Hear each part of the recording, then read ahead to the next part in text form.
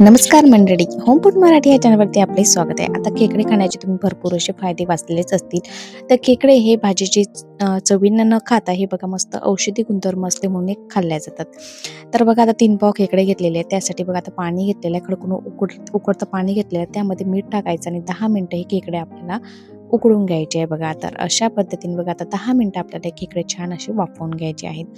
त्यानंतर मसाला बघा, कांदा, खोबरं मी भाजून घेतलेला आहे. थोडेसे काजू घेतलेले आहे आणि टरबूज मगज घेतलेला आहे. आल्याचा तुकडा घेतलेला आहे. 4 ते 5 हिरव्या मिरच्या घेतलेल्या आहे आणि थोडेसे काही खडे मसाले घेतले आहेत. थोडंसं दगडी फूल आणि थोडंसं मिरे घेतलेले आहेत, धने घेतलेले आहे आणि साधं जिरं आणि शहाजिरं सुद्धा मी घेतलेलं आहे आणि मोठा एक लसणाचा गाठा घेतलेला आहे. यामध्ये तिखटाचं प्रमाण तुम्ही आवडीप्रमाणे कमी जास्त करू शकता. तुम्हाला हिरवी मिरची आवडत असेल तर तुम्ही वाढवू सुद्धा शकता बघा. आता संपूर्ण जे मसाले आहेत ते आपण आता छान तव्यावरती मी तेल घालत आहे. तेल घालून आता ही मसाले आपल्याला छान खमंग असे भाजून घ्यायचे आहेत.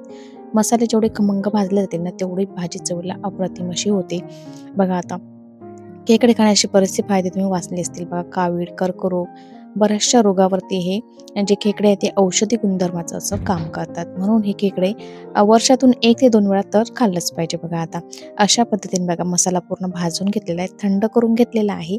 आता मिक्सरच्या पॉटमध्ये घालायचं आहे आणि सर्व जे मसाले सुद्धा पावडर मसाले मी यातच घालून घेते. 2 ते 3 चम्मच बघा मी लाल तिखट टाकलेला आहे, हळद घातलेली आहे आणि गरम मसाला आणि चवीनुसार यामध्ये 1 ते 1.5 चम्मच यामध्ये मीठ घालून घेतलेलं आहे बघा. आता हे पावडर मसाले सुद्धा मी यामध्येच घालून घेतलेले आहेत संपूर्ण आणि वरून थोडासा कोथिंबीर सुद्धा घातलेला आहे. आता हे पावडर मसाले घातलेले आहे. एकदम मिक्सर चालू केल्याने काय होतं डोळ्यावरती आपल्या हे जे पावडर मसाले ते उडू शकतात. त्यामुळे थोडंसं पाणी घालून घ्यायचं आहे आणि याचं छान असे स्मूथ आपल्याला पेस्ट बनवून घ्यायची आहे. तोवरती बघा आता खेकडे पूर्ण संपूर्ण शिजवून झालेले आहेत. आता त्याच कढईमध्ये बघा मी 1 ते 1.5 पळी मी तेल घालून घेतलेलं आहे.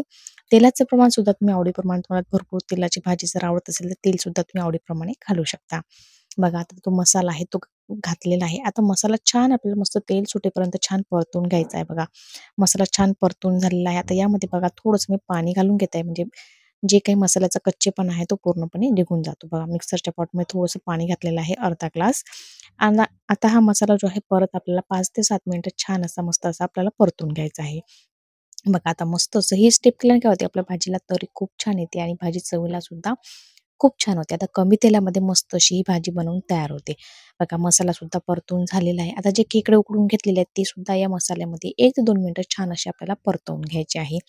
बघा तुम्ही उकडून जर नाही घेतली ना खेकडे तुम्ही मसाल्यामध्ये जरी फ्राय केले ना तरी सुद्धा हे खेकडे लवकर शिजतात. त्याला शिजायला जास्त वेळ लागत नाही. पण मी ते खेकडे आहेत ते उकडून घेतलेले आहेत. तर उकडून नाही घेतले तरी सुद्धा चालू शकतं.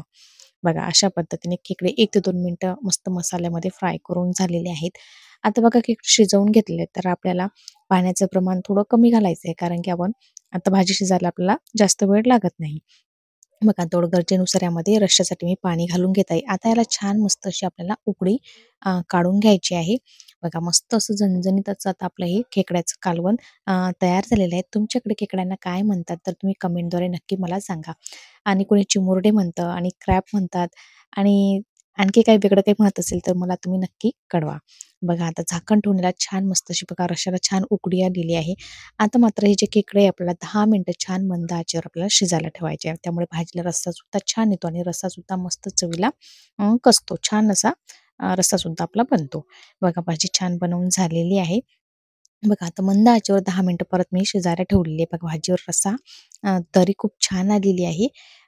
त्यानंतर बघा आता आपण यामध्ये थोडंसं वरून कस्तुरी मेथी घालूया आणि बारीक छान कोथिंबीर कट करून घेतलेला आहे, तो सुद्धा आपण यावरती घालून घेणार आहोत.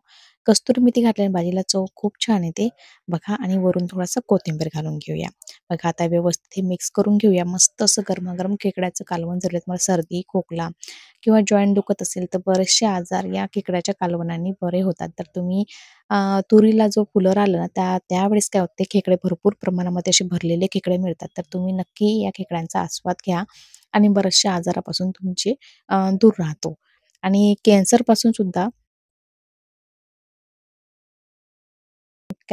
सुद्धा संरक्षण खेकडे खाल्ल्याने होते बघा. तर बघा अशा पद्धतीने ही खेकड्याची भाजी बनवून झालेली आहे. त्यानंतर बघा आता खेकड्यांची भाजी बरोबर खाण्यासाठी आपल्याला बघा मस्त असं भाकर बनवायची आहे. बघा आता मी 1 ग्लास पाणी ठेवलेलं आहे आणि 3 भाकरीचं मस्त पीठ घेतलेलं आहे. आता भाकरी करताना बघा आता आपल्याला छान गरम पाणी घालायचं आहे. त्यामुळे काय होते भाकरीच्या ज्या पिठाला आहे ना छान मस्त चिकटावा येतो आणि भाकर आहे ना छान बनते. अजिबात तुटत वगैरे नाही आणि एकसारखी अशी भाकर आपण बनवू शकतो. बघा आता हे जे पाणी घेतलेलं पाणी घालायचं आणि हे पूर्ण पीठ यामध्ये मिक्स करून घ्यायचं आहे आपल्याला. बघा अशा पद्धतीने बघा गरम आहे तर सराट्याच्या साहाय्याने बघा असं पीठ आपल्याला मिक्स करून घ्यायचं आहे. बघा आणि हे सर्व जे पीठ आहे ते एका ठिकाणी जमा करून ठेवायचं असं आपल्याला थोपटून ठेवायचं. त्यामुळे यामधली गरम वाफ निघणार नाही आणि मस्त जे पिठामध्ये आहे ना छान चिकटवा राहतो. आपल्या भाकरीसुद्धा मग छान येतात. बघा अशा पद्धतीने पीठ व्यवस्थित असं मिक्स करून घ्यायचं आहे आपल्याला. या भाजीबरोबर तुम्ही पोळी, भात तुम्हाला जे आवडत असेल ते खाऊ खाऊ शकता तुम्ही. पण भाकरीबरोबर ही भाजी खूप छान लागते. तर तुम्ही भाकरीच बनवा असं माझं म्हणणं आहे. बघा आता अशा पद्धतीने आपलं पीठ जे आहे असं दाबून असं एका बाजूला लावून घ्यायचं आणि गरम पाण्याने घालून आपल्याला छान असं पीठ आपल्याला मळून घ्यायचं थंड पाणी घालून. बघा पीठ थोडं गरम आहे. थंड पाणी घालायचं, मस्त असं गोळा भिजवायचा आहे आणि छान अशा आपल्या भाकरी अशा थोपटून घ्यायच्या आहेत, म्हणजे थापून घ्यायच्या आहेत. बघा अशा मस्त छान आता मी थोड्याशा जाडसर अशा भाकरी बनवते. विदर्भात अ, जाडसर अशा भाकरी बनवल्या जातात. तुमच्याकडे कशा पद्धतीने भाकरी बनवतात? तर मला कमेंटद्वारे नक्की कळवा, की भाकरी तुम्ही कशा बनवता आहात? बघा आता अशा पद्धतीचं पीठ मस्त छान मळून झालेलं आहे. तर आपण आता छान अशी भाकर बनवायला घेऊया.